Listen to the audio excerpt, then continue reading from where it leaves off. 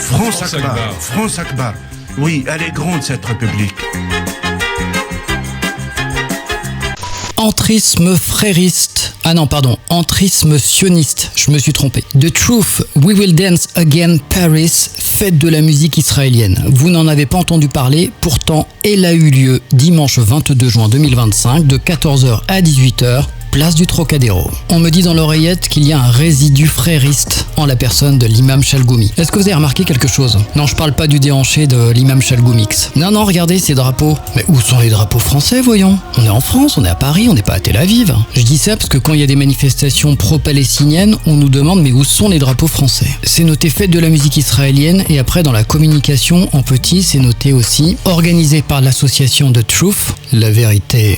We Will Dance Again Paris, rassemblement musical et citoyen ouvert à toutes et tous, sauf si vous n'êtes pas pro-israélien, vise à honorer la mémoire des victimes du massacre du 7 octobre 2023, à soutenir la libération des 53 otages israéliens toujours détenus à Gaza, et à affirmer par la musique un message de résilience, de paix et de solidarité. Normalement, si t'es préfet, il y a un risque de trouble à l'ordre public. Je suis pas sûr que ce soit une bonne idée d'autoriser la manifestation. Il y a des manifs qu'on a refusés pour moins que ça.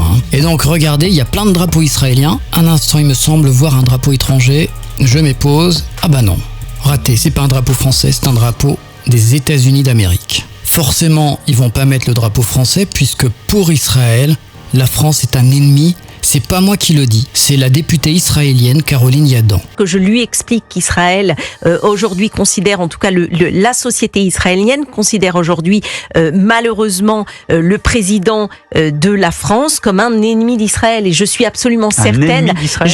Et les États-Unis, c'est un allié incontournable d'Israël, fidèle jusqu'au bout. Et même quand Donald Trump dit non, Benjamin Netanyahou réussit à lui faire changer d'avis. À noter la présence de ce personnage plus que controversé, la France a accordé au soldat israélien Noam Buskila la permission de se produire au Trocadéro à Paris lors de la fête de la musique israélienne. Vous savez, tout le monde me disait merci Noam de nous protéger, tu étais sur la ligne de front. Alors oui, c'est vrai que j'ai été soldat réserviste pendant près de 300 jours dans le nord, au Liban, merci mon Dieu. Question, est-ce que vous pensez qu'une fête de la musique palestinienne ou iranienne aurait pu avoir lieu? Même configuration, avec des drapeaux iraniens partout ou des drapeaux palestiniens partout. Alors, faites la demande pour 2026 et dites que parmi vos invités, il y aura Dieudonné. Peut-être que ça pourrait influencer le préfet. Et non, je ne suis pas antisémite. Comme dirait Dieudonné, j'ai pas le temps. Et 2, moi j'ai pas le budget.